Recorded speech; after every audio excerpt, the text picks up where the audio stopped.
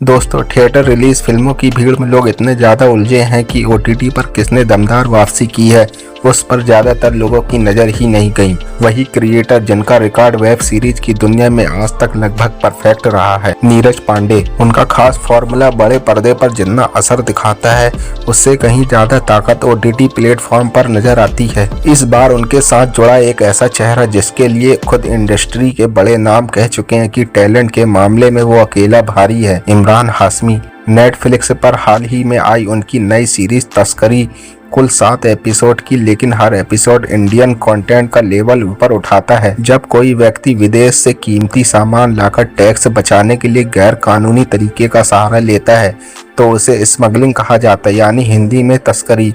सोना, चांदी, हीरे, लग्जरी आइटम से लेकर इंसानी शरीर तक सब कुछ इस अवैध खेल का हिस्सा बन सकता है। जितनी ज्यादा कीमत उतना बड़ा देश को नुकसान। इसी नुकसान को रोकने की जिम्मेदारी जिनके कंधों पर होती है वो होते हैं कस्टम अधिकारी।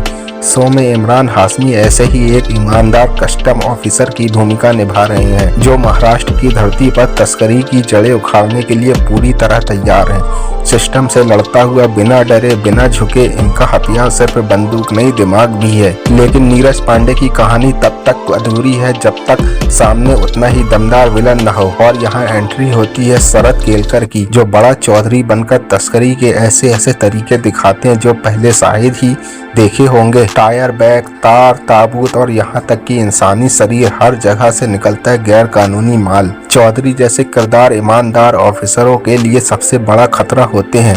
अब सवाल ये है कि आखिर आगे के एपिसोड में ऐसा क्या होगा कि इंटरनेशनल लेवल का स्मगलर एक मामूली कस्टम ऑफिसर को फोन करने पर मजबूर हो गया।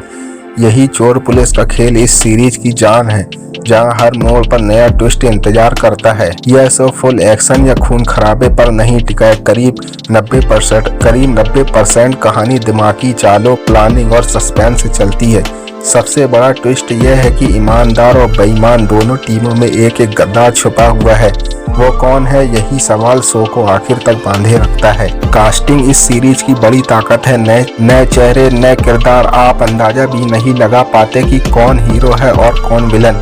फैमिली के साथ बैठकर देखने लायक शो है जिसमें हर चीज इतनी साफ और आसान तरीके से समझाई गई है कि नए दर्शक भी पहले एपिसोड से जुड़ जाते हैं। जो लोग कहते हैं कि बॉलीवुड आज तक कुछ नया नहीं बनाता, उन्हें बस एक बार नीरज पांडे का काम देख लेना चाहिए।